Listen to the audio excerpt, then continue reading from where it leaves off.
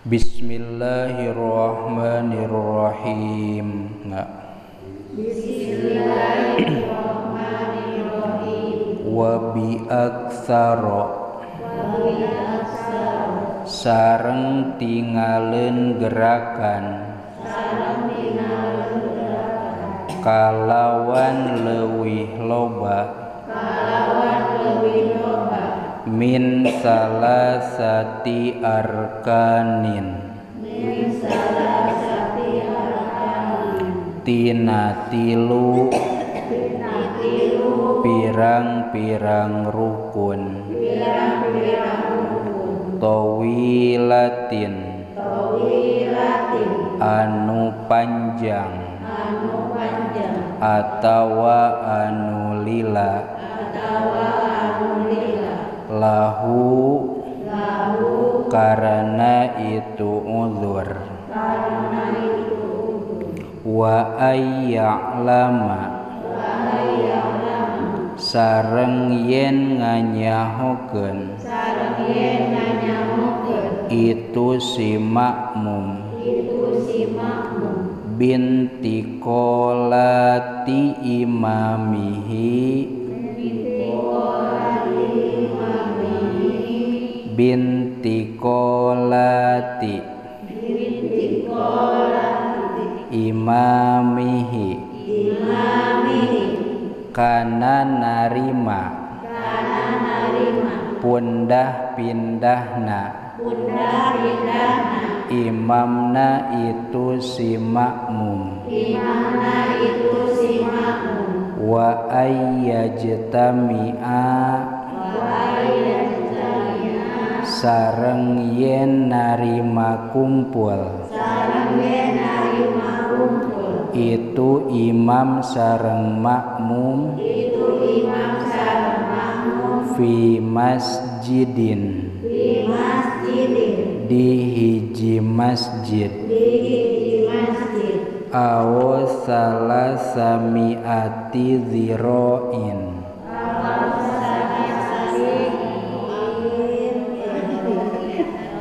aw salasami'ati zira'in atawa jarak 300 pirang-pirang siku wa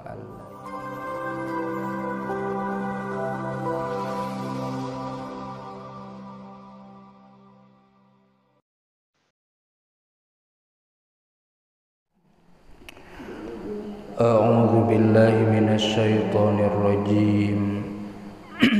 Bismillahirrahmanirrahim. Alhamdulillahi rabbil alamin. Wassalatu wassalamu ala asyrafil anbiya'i wal mursalin sayyidina Muhammadin wa ala alihi wa sahbihi ajma'in. Amma ba'du. Qala al-mu'allif rahimahullahu ta'ala wa nafa'ana bi'ulumihi amin ya Allah ya rabbal alamin. Khususan ila hadrati Syekh Abdullah bin Husain Ba'alawi wa Sayyidi Syekh Muhammad Nawawi qaddasallahu sirrahum. Al-Fatihah. A'udzu billahi minasy syaithanir rajim.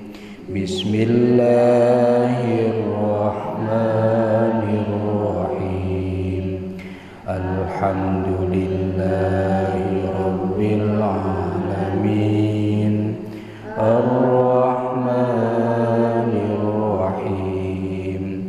Maliki yaumiddin.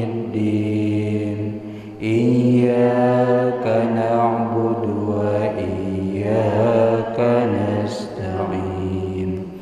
Ihdinas siratal mustaqim.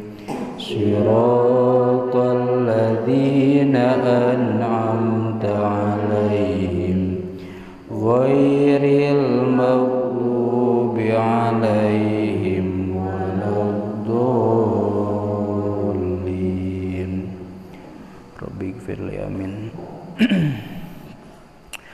Hancana kitab Sulamut Taufik halaman 35 kantun qawluhu wa bi aktsara min salasati arkanin tawilatin lahu.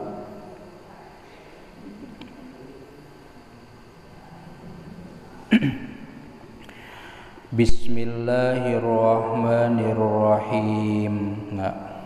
Bismillahirrahmanirrahim. Wa bi aktsara sareng tingaleun gerakan kalawan leuwih loba min salasati arkanin tina tilu pirang-pirang rukun tawilatin anu panjang atawa anu lila lahu karena itu uzur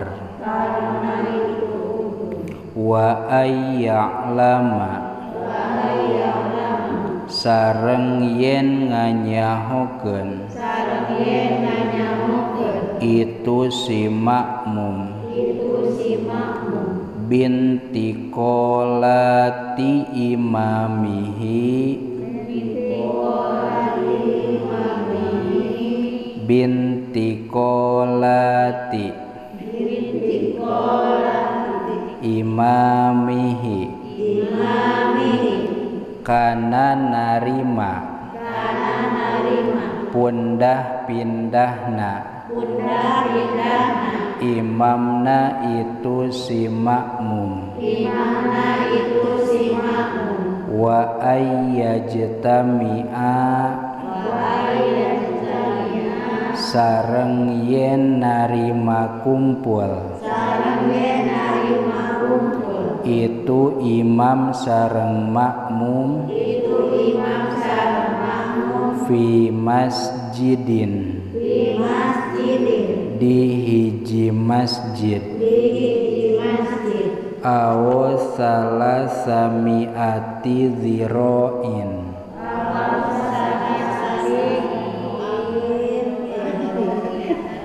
aw salasami'ati zira'in atawa jarak 300 pirang-pirang siku wa allayahul atusela.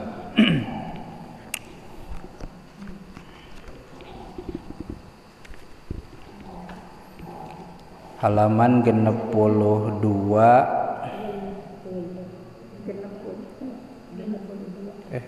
nya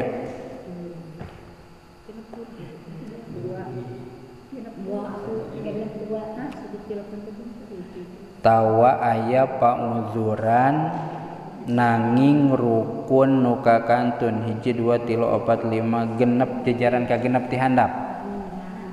Halaman 62 jajaran ka genep ti handap tawa aya nah.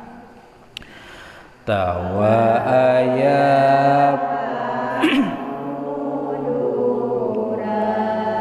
nanging rukun nu kakantun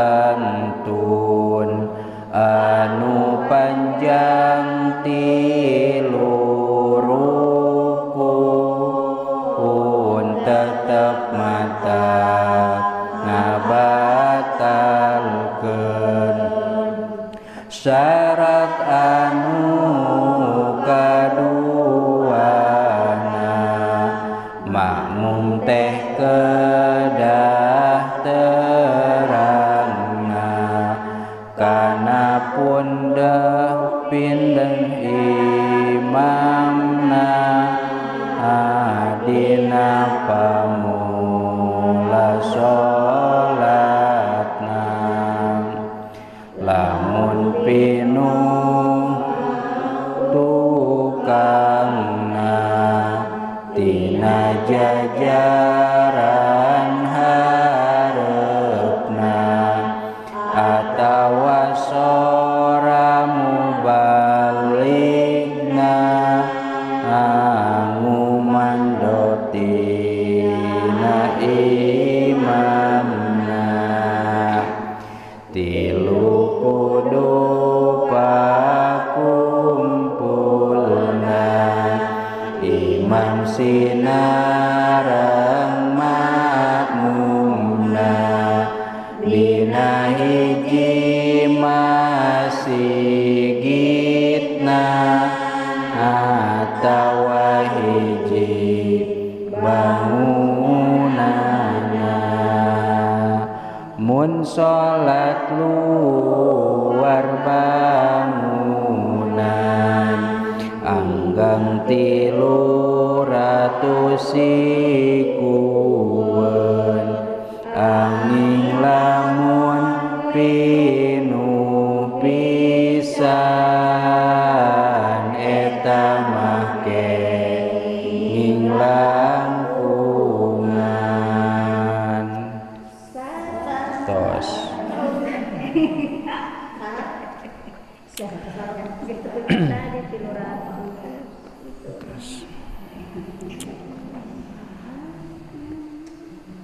ke pami aya kana waktu teraskeun deui nya. Bismillahirrahmanirrahim.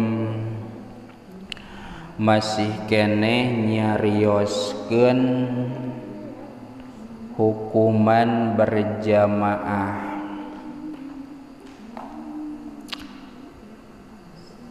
Kamari aya sababaraha perkara anu mantak ngabatalkeun berjamaah.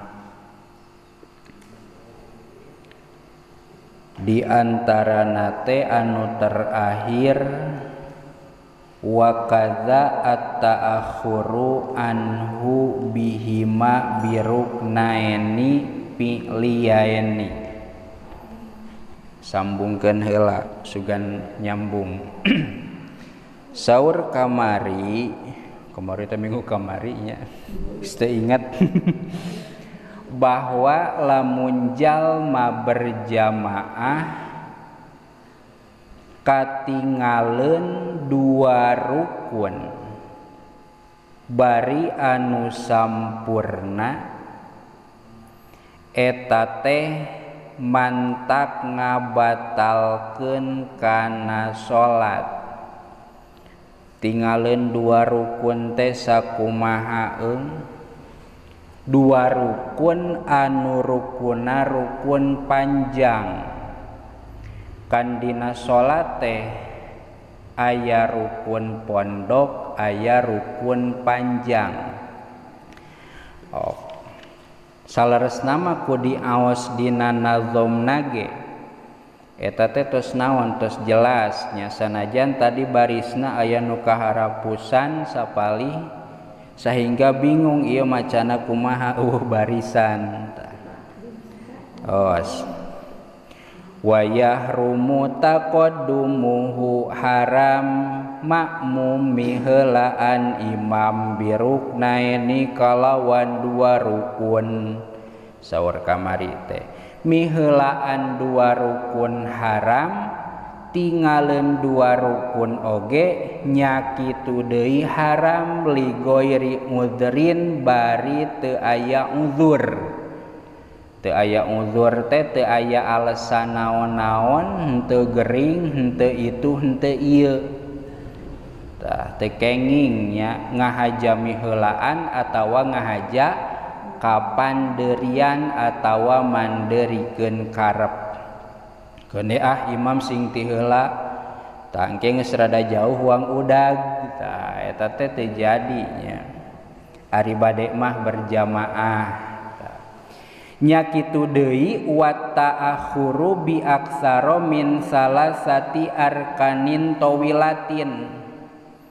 nya kitu deui jalma nu boga uzur teh nu boga alasan anu kaharti sapertikeun uzur teh sanes gering ya ngan di antara uzur teh gering gitu. Uzur teh hiji alasan anu teu bisa migawe kana eta perkara. Contoh, imam nangtung, makmum oge nangtung. Tah ari pas imam rek ruku, Allahu Akbar, ieu makmum ngadak-ngadak cangkengna jegreg ya. Da moal ieu di urang mah nya can naon? Can ka kuping gitu. Imam ruku berarti tinggalan sabaraha rukun tah? Sarukun. Imam i'tidal tinggalan sabaraha rukun tah? 2 rukun. Imam sujud sabaraha rukun tah? 3 rukun. Imam diuk antara 2 sujud sabaraha rukun tah? 4 rukun. Imam sujud kadua sabaraha rukun tah? 5 rukun. Contohna imam geus sujud kadua, ari ieu si makmum hese musik-musik cangkeng rek ruku teh ieu teh daek bisa geuningan. Kunaon ieu teh asa aya nu nalian. Tah maka harita keneh batal. Katos teh gambaranana. Atawa aya nu nyeklan.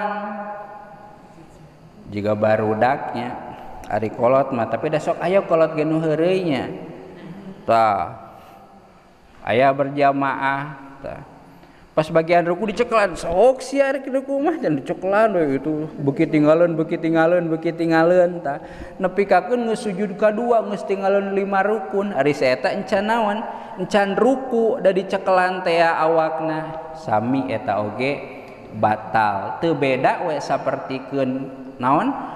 Awakna diangkat tuluy dipengkolkeun dadana eta oge sami batal sabab tos berpaling ti arah kiblat.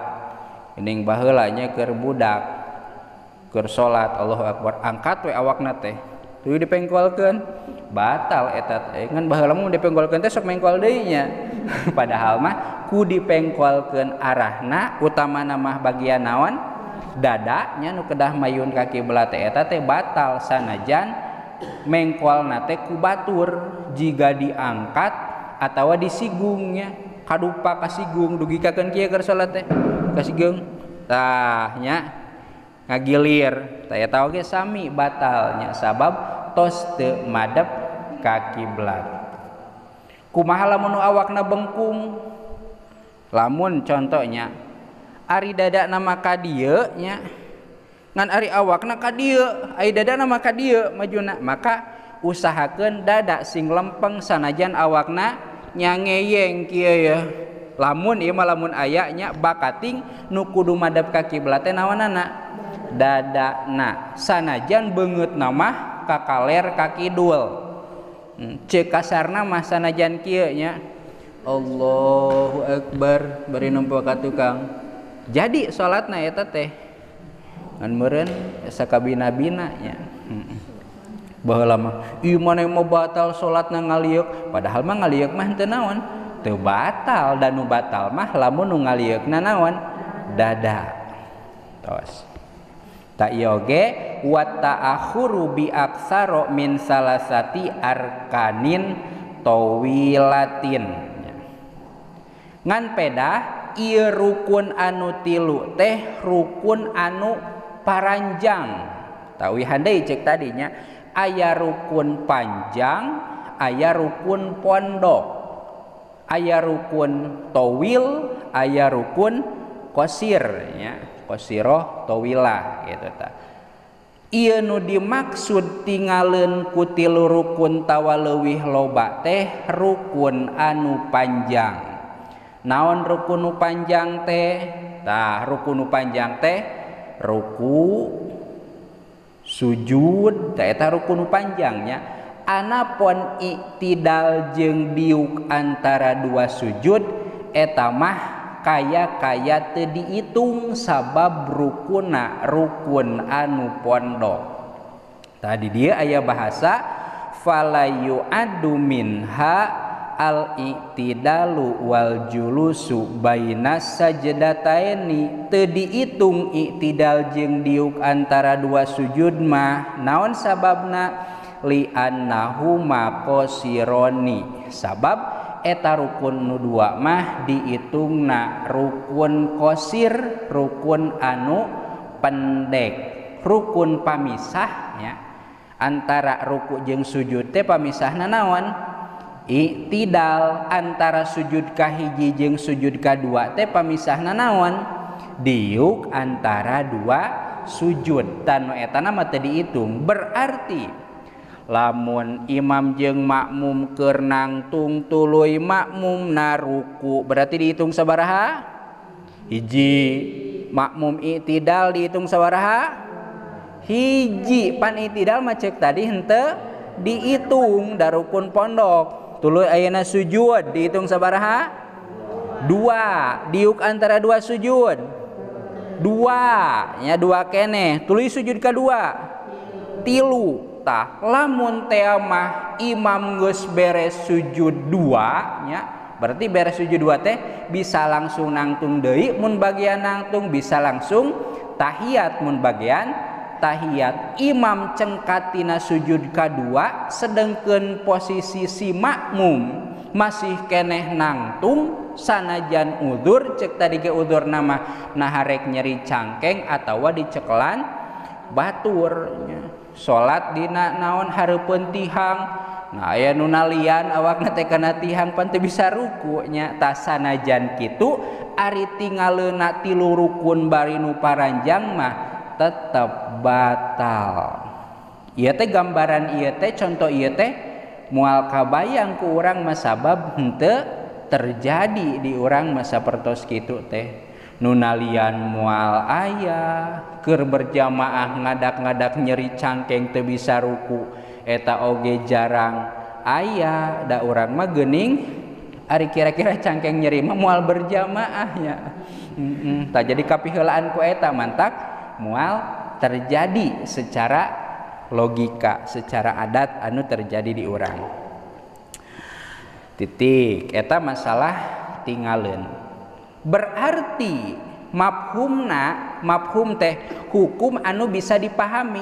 Lamun tingaleuna kakara dua rukun mah masih keneh sah, alias bisa disusul dengan syarat urangna udzur. Contoh imam makmum, imam ieu atunya ieu makmum, imam ruku Allahu Akbar, ieu nyeri cangkeng teu bisa rukunya. Imam i'tidal sami Allahu liman hamidah, masih kena nyeri. Imam sujud Allahu Akbar, ieu masih kena nyeri. Imam diuk antara dua sujud, nah ujug-ujug cager ieu nyeri cangkeng teh susul ruku i'tidal sujudnya sanepina nyusul imam. Lamun teh mah aya udzur tinggalna teh gambaran cangkengna nyeri lamun dirukukeun teh, lamun tinggalna ngan sakadar dua rukun nya. Ari geus tilu rukun mah urang mah jigana lamun tinggalin kitu kajeun teuing dibatalkeun nya. Da teu apal teh nya. Jeung deui cek tadi ge lamun kira-kira cangkeng nyeri mah di imam nya salatna sorangan. Kudu teh berjamaah aduh nyeri cangkeng padahal mah ruku kuat sujud kuatnya. Keun eta mah ada pilihan. Titik. Dua. Wasaniha ayya'lama binti qolati imamihi, pikeun si makmum nalika berjamaah kedah terang kana pundah pindahna gerakan si imam. Si makmum kedah terang kana pundah pindah gerakan si imam. Imam ruku makmum kedah terang, imam i'tidal makmum kedah terang, imam sujud makmum kedah terang. Supaya naon? Liyatamakana min mutabaatihi, supaya ieu si makmum teh sampurna dina nuturkeun imam henteu tingaleun. kumaha carana supaya si makmum terang kana pundah-pindahna gerakan imam. Tadi dia aya sababaraha cara. Hiji biru'yatin lahu, ku cara ningali langsung ka imamna. Berarti salatnya ningalina ka mana ya? Ka imam. Imam ruku urang, imam itidal urang. Hiji bisa ku cara ningali ka imam sehingga urang terang pundah-pindahna gerakan imam. Dua, auliba disopin atawa ningali sawarehna jajaran. Lamun di masjid tuluy pinuh keur jalma nu berjamaah pangtukangna kan teu tiasa ningali ka imamnya.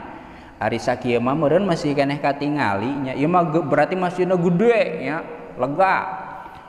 Kan teu katingali ka imam teh kumaha cenah apalna gerak-gerik imam. Tiasa ku ningali sapalih jajaran nu aya di hareupeun urang. Jajaran nu di hareupeun urang ruku ieu, oh berarti imam ge ruku, milu weh urang ruku nya. Atawa lamun di dieu mah gambaran imam di dieu ari berjamaah bulah ditu tuh kan teu katingali ka dieu, ningali jajaran hareup ruku, ah milu weh ruku. Heg teu nipu nya nu salat di hareup miheulaan teu nanaon ceuk kamari ge ari miheulaan ngan ukur sakali mah ngan ngaleungitkeun kana ganjaran berjamaah. Dua, tiasa ku ningali jajaran sejen. Tilu, au bisimain li sautihi atawa ku cara ngupingkeun sora imam. Husu urang teh salat teh nya ningalina ge ka mana? Kana tempat sujud.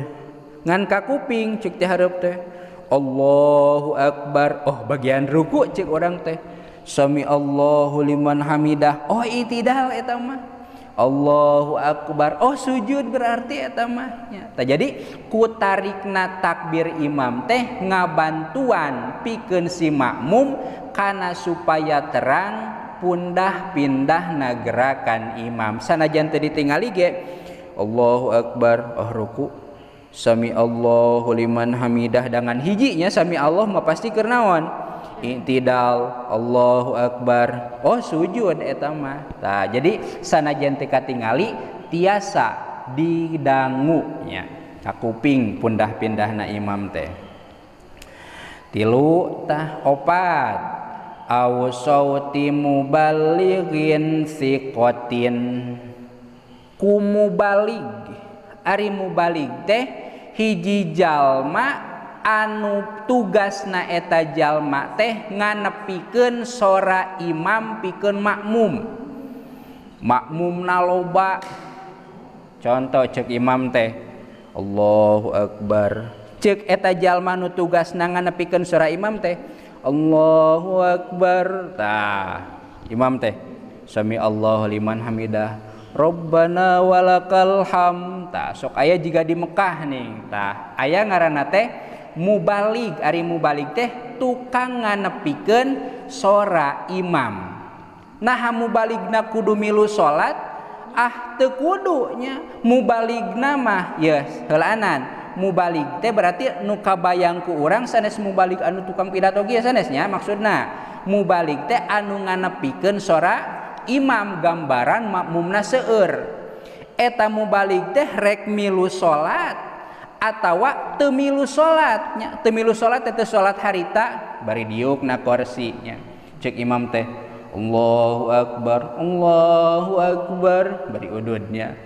Ieu mah ceuk kasarna nya, ceuk kasarna bakatingku eta mubalig teh eta nu nganepikeun teh bisa jadi petunjuk keur saha? Keur makmum kana supaya terang gurak-gerikna imam, atawa di luarnya mubaligna mah, atawa di mun di dieu mah di kamar masjid bari noong imam teh Allahu Akbar, Allahu Akbar ududnya. Sami Allahu liman hamidah Rabbana walakal hamd. Contoh lamun makmumna seueur aringan saageung kieu mah masing sora imam ge da dugi nya insyaallah nya. Dina teu dugina ge tiasa ningali kana jajaran anu payun. Mubaligna bari sikotin anu kapercaya. Ulah ieu mah jelema tukang ngabohong dititah jadi mubalig nganepikeun sora imam. Bisi kumaha? Bisi nipu puguh-puguh imam can Allahu Akbar, Allahu Akbar, makmum ruku kabeh, imam nangtung sorangan. Ari anu teu kapercaya mah bisi nipu. Sanajan kikituan teh naon di urang mah teu kabayangnya, teu kabayang teh da emang teu kudu ngangenu kitu gitu nya, teu kudu masing henteu ngangenu kitu ge lancar-lancar wae. Nu puguh mah nu jelas mah karosong nya teu ka dieu teh ngemplong we di dieu teh kosong gitu tah. Tos ngan pedah eta jalma anu janten mubalig atawa nganepikeun sorakna si imam ka si makmum teh baligin akilin adli riwayatin, kudu jalma anu geus baleg. Ulah ku budak TK nu leutik sok engke contoh ka budakna lamun bapak Allahu Akbar sok ujang Allahu Akbar deui, Allahu Akbar cek bapana teh Allahu Akbar cek budakna teh bapana encan geus Allahu Akbar kalah dipake heureuy ku budakna teh kenging nya mantak di dieu disyaratkeun kudu anu geus baleg oge ari budak mah bisi heureuy nya. Sanajan lamun budakna naon mah nurut mah bakal bener eta teh nya. Akilin anu berakal ulah nitah ka jalma anu sakapeung cager sakapeung teu cager. Barina oge nya piraku nya nitah ka jalma anu gelo. Kabina-bina anu nitahna ge jadi gelo atuh ari kitu mah nya. Adli riwayatin adil riwayah. Biasana jalma ieu teh tara ngabohong ya. Ulah anu sieu mah kadang bener kadang henteu nya. Pokoknya mah lamun si ieu ngobrol pasti batur teh mikir heula nya kitu bakating ku sering naonana ngabohongna bakating ku sering heureuina tah eta mah teu tiasa kudu kitu mah nya. Ingkana ghairu musallin falayak fi asobiyyu wal fasiku illa in waqa'a fil qalbi sidquhuma. Ngan lamun jamaah atawa makmumna percaya ka budak eta mah sanajan budak ge si eta mah bener tara ngabohong kapercaya mangga ari kitu mah rek ku budak ge nya. Jadi ulah soteh lamun teh mah budakna teu kapercaya asa teu percaya budak mah tah. Lamun percaya mah percayalah budak eta mah tah. Maka eta mah mangga nya. Jadi naon teh jadi mubalig anu nganepikeun sora si imam ya. Afada zalika atiyatun kitu saur Syekh Atiyah titik wasalisuha nomor katilu imam jeung makmum teh aya jetami'a kudu narima kumpul teh narima aya bari ngumpul pi masjidin di hiji masjid atawa di masjid.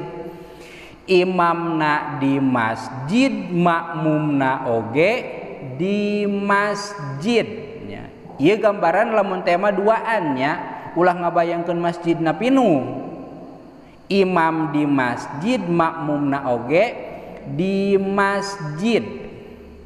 Sanajan imam di jajaran pangharupna ari makmumna di jajaran pangtukangna jadi eta teh berjamaahna nya sanajan henteu padeukeut oge jadi eta wa minhu jidaruhu wa ruhbatuhu termasuk masjid teh jidaruhu ari jidarun teh naon bilik maksud nama belah gigir piraku salat dina bilik di luhurnya maksud nama imamna di hareup di jero makmumna di mana di luar di gigirnya gigir masjid lamun bahasa di dieu mah emper naon ngaranna teh eta teh naon ngaranna teh mun di luar masjid teh Ari tepas naon teh tepas? Hah? Cenah ieu mah. Waruh batuhu. Itu meureun nu luareun panto nya naon tepasna? Emper. Naon nu kahartinya? Tah, di luareun masjid, di gigireun masjid, sanajan teu di jero masjid berjamaahna masih keneh jadi. Ya, kan kabina-bina teuing imam di hareup sorangan, makmumna di mana di luarnya. Bari ge cek si imam teh eueuh makmum ieu mah arek mun parid we sorangannya, padahal aya nu berjamaah. Wahia huna ma kharaja anhu lakin hujiro li ajlihi illam yu'lam kaunuhu syari'an qabla dzalika wa in juhilat waqfiyatuha. Termasuk menang deui wa manaratuhu imamna di jero masjid di dieu makmumna salat di munara. Di mana munara teh berarti? Di luhurnya. Makmumna salat di munara. Allati babuha fihi ngan pedah munarana anu aya pantoan anu lamun lempang teh bakal nepi ka mana? Nepi ka imam. Ari munarana di luhureun kahalangan tembok bari turuna hese jiga di dieu mah teu bisa nya. Au fi ruhbatihi atawa dina tepasna masjid di luar di emper. Wala yadurru bu'dul masafati wa huwa aktsaru min salasami'ati dzira'in takriban. Termasuk masih keneh dianggap sah lamun jarak ti makmum ka imam teh aya 300 siku. Zaman baheula mah ku siku ngitung teh, berarti siku dijejar-jejar urang kieu nya. 300 siku teh mun zaman ayeuna mah kira-kira 100 meter ya, 300 siku teh kira-kira 100 meter. Sasiku sabaraha 20 cm. 10 siku berarti 2 meternya nya berarti 5 siku sameternya. 50 siku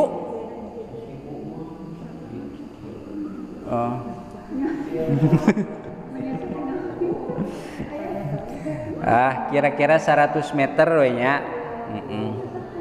Engke wang hitung sikuna ya. Wa hailulatul abniyatil lati fil masjidi annafidatil abwabu ilaihi au ila sathihi.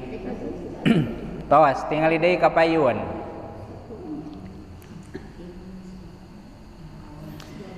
Posisi si makmum jeung imam lamun teh mah di masjid nya, lamun teh mah di masjid, lamun dibahasakeun masjid teh berarti termasuk jero masjid jeung luar masjid jeung loteng masjid lamun teh mah anu di tingkat masjidna. Ta eta teh imam di hareup makmum di tukang tiasa. Imam di hareup makmum di lantai 2 tiasa. Termasuk tadi mah makmumna di mana dina munara nya. Munarana ge munara anu nya minimal aya tempat salat masjid bari aya jalan tumerus, jalan anu bisa dilempangan pikeun supaya nepi ka imam. Asalkeun masih keneh aya jalan nya bisa. Kumacana ieu mah aya jalan mangane rekel kana taraje juga di dieu munara di luhur turun heula kana taraje teh eta mah teu tiasa nya. Jadi jalan teh kedah anu imkan, ari imkan teh kedah anu memadai. Bahkan termasuk sanajan di jero masjid, contoh aya ruangan di tukang masjid teh ngan eta ruangan teh eueuh pantoan. Aya pantomahan pedah dipaku ya. Dipaku pantona urang we salat di eta ruangan berjamaah ka dieu eta mah teu tiasa. Naon sababna? Teu aya jalan tumerus ka imam. Jadi anu jadi kunci teh aya atawa henteu jalan tumerus ka imam mun di leumpangan henteu ngajelengnya ngan lamun teh mah teu aya teu sah ngan lamun aya mah masih keneh sah nya. Termasuk aya ruanganana aya pantoan ngan pantona dikunci asalkeun kuncina ti beulah jero anu ku urang bisa dibuka eta masih keneh bisa ngan lamun dikunci nanti luar mah da urang moal bisa naon moal bisa lempang ka imam eta mah teu tiasa. Intina antara imam jeung makmum teh kudu di naon dina hiji bangunan lamun di masjid teh mah di masjid nya. Kumaha lamun pinuh nya lamun pinuh mah tuluykeun ka tukang sanajan lain masjid ngan bedana ari di masjid mah jalan tumerus ka imam teh henteu wae kudu maju ka hareup tiasa masih nguir oge nya. Imam di dieu urang salat di dieu kan jalan ka masjid teh urang teh kudu mundur ka ditu nya kana panto tiasa eta mah asalkeun masih keneh termasuk masjid. Beda lamun di luar masjid mah kudu ka hareup teu meunang ka tukangnya lamun di luar masjid. Jadi urang mah di masjid oge lalega jeung tara aya anu berjamaah dugi ka luareun masjid. Dina ayana oge masih keneh aya jalan tumerus ka imam.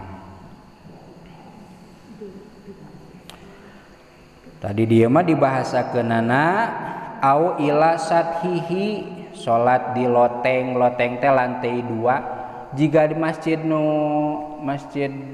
anu sok di rest area ning kan sok 2 lantai nya bari tanggana teh di mana di tukangnya tangga masjid teh sok di tukang geuning ka lantai 2 teh ari urang salatna di lantai 2 aja badi hareup lamun ka imam berarti kudu ngajelengnya tapi kulantaran aya tangga di tukang bisa masih kenehnya asalkeun aya jalan ka imam sanajan mundur ka tukang gitu.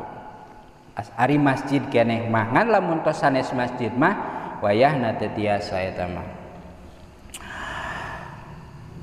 Wasawaun uglikotil kal abwabu amla bihilapi ma idza sumirat eta mah nu tadi nya mun dikunci masih tiasa asalkeun kuncina tiasa dibuka ku urang ditulakan eta oge tiasa ngan lamun dipaku mah teu tiasa sabab paku samartabat jeung tembok. Jadi paku eta teh kaya naon we kaya tembokan dah hese urang nyabut pakunya beda jeung naon muka selot eta mah babarinya selot teh naon tuh tulaknya titik au fi salasami'ati dzira'in takriban atawa jarak imam jeung makmum teh aya 300 siku takriban kalawan kurang leuwih perkiraannya. Siku saha bidzira'il adami siku nu diangge nate siku anak Adam siku jelema ya ulah siku sato fala tadurru ziyadatu salasati adru'in atuh kulantaran perkiraan leuwih saeutik mah dihampura nya. Contoh ti dieu ka ditu teh perkiraan 300 siku berjamaah we orang tadi itu. Nah pas dihitung teh 303 siku berarti leuwih sabaraha siku? 3 siku ta eta mah dihampura masih keneh dianggap 300 siku sabab bahasa 300 siku di dieu kurang leuwih. Jeung barina ge urang mah moal dugi ka kitu na oge nya salat berjamaah di tukang-tukang teuing moal komo nepi ka daek nyikuan sabaraha siku nya ieu teh moal lah. Tiba lagi can pernah aya nya boro-boro anu teu apal nu apal oge nya moal ari nepi ka nyikuan mah kitu tah. Naon atuh kesimpulanana fal hasilu kesimpulanana annal ahwala sab'atun pertingkah di masjid atau pertingkah berjamaah teh 7. fa ahwalul masjidi salasatun tingkah masjid tilu li annahu imma ayakuna fi masjidin awil imamu fil masjidi wal ma'mumu kharijuhu anu bertalian jeung tingkah masjid tilu hiji imma ayakuna fi masjidin makmumna di masjid imamna oge di masjid geus dibalik ya imamna di masjid makmumna di masjid awil imamu fil masjid wal makmum kharijahu imamna di masjid makmumna di luar masjid gambaran katilu imamna di luar masjid makmumna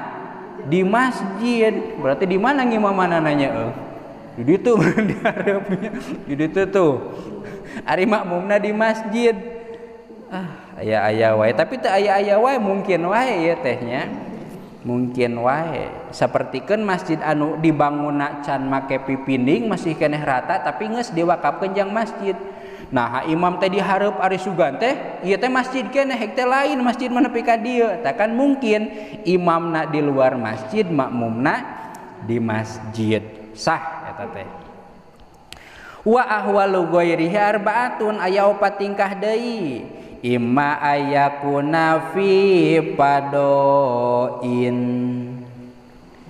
dua nana imam jeung makmumna aya di sampalan berarti ieu mah salat gambaranana di lapang mun urang mah di mana di sawahnya di dieu dua nana salatnya di sawah sah au pi binain atawa dua nana salat di hiji ruangan di gor di imah atau di mana we di saung ya awil imamu fil fadoi wal makmumu fil binai imam nama salat di tengah sawah makmumna salat di saung sawah sah eta oge nya atawa wal makmum au bil aksi atawa sabalikna imamna di saung sawah makmumna di tengah sawah sah eta oge nya lamun nepikakeun urang mabakat tingku mung tinggalin berjamaah sanajan keur di sawah ge hayang berjamaah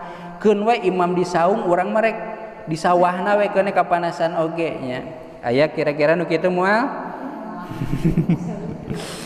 aya kitu nya fa inna hadhil arba'ata hukmuha wahidun kenging nya kikituan teh intina simpulkeun heula tinu tadi bahwa nomor kedua si makmum kedah terang kana pundah pindah gerakan si imam carana naharek ditingalikeun si imamna teh naharek ningali kana jajaran hareupeun urang naharek ngupingkeun sora si imam atawa ieu mah imamna lalaunan ngupingkeun sora mubalig tegasna mah sora anu nganepikeun kana sora imam di orang mah tara ngangemu balik jarangnya jarang mesing di masjid Arageung ge tara belah ditu belah kota Allahu akbar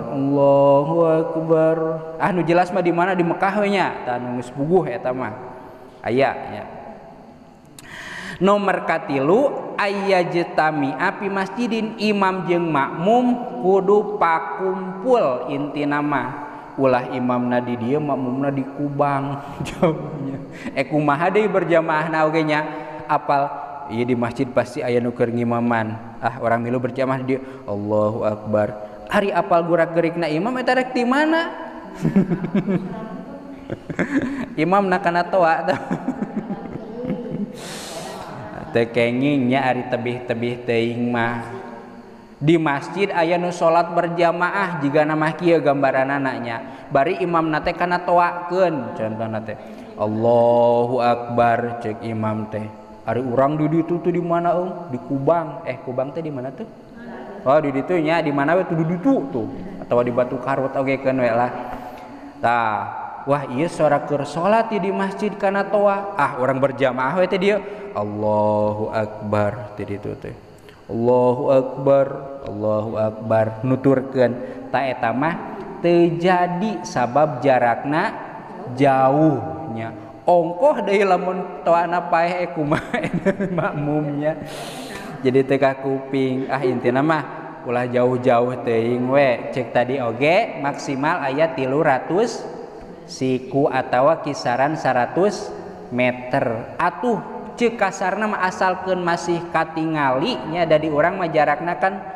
naon ka ditu mentog ka dieu mentog asalkeun masih keneh katingali eta masih keneh sah nya kajaba nya aya catatan sapertikeun di dieu ieu imam di masjid makmumna di madrasah katingali eta ka dieu katingali nya meureun ari makmum jajaran ieu mah katingali nya ta eta teh tiasa sah tiasa oge henteu sah kumaha carana supaya sah kudu aya naon muhalil naon lain muhalil atau naon ngaranna teh ari perantara teh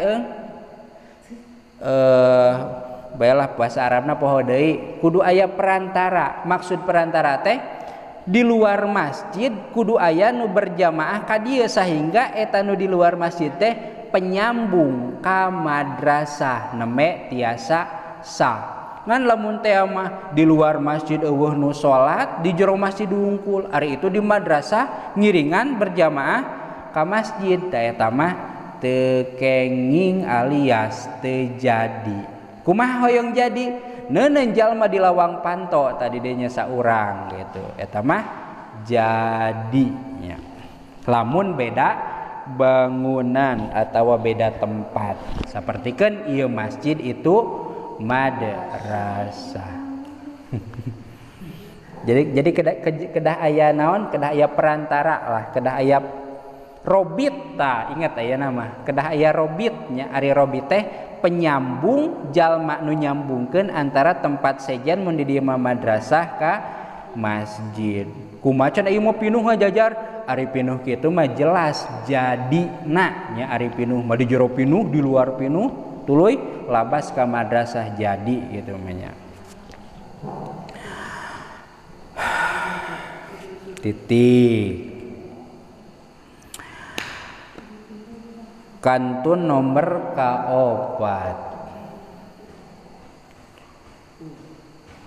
wa alla yahula bainahuma hailun tinggal masalah hahalang ari sabenerna mah lamun dipikir ku logika mah jang urang mah naon sih ieu manfaatna nya da urang mah eueuh masalah dina masalah berjamaah mah tapi kan teu kitu ngaran-ngaran ilmu anu hukumna fardu ain wajib diajina pasti manfaatna teu manfaat keur urang ge aya kaberkahan pikeun pagawean urang ku ayana ngaji da ari ngaji mah teu kena-kena ieu mah moal manfaat jang urang mah tah teu tiasa kitu nya ari ngaji mah parentah Allah kawajiban urang cenah eueuh manfaatna anu pas diajina jang urang pasti aya kamanfaatan pikeun anu sejen buat teuing nya lamun ceuk bahasa urang mah buat teuing ku ayana ngaji teh urang teh dibere katenangan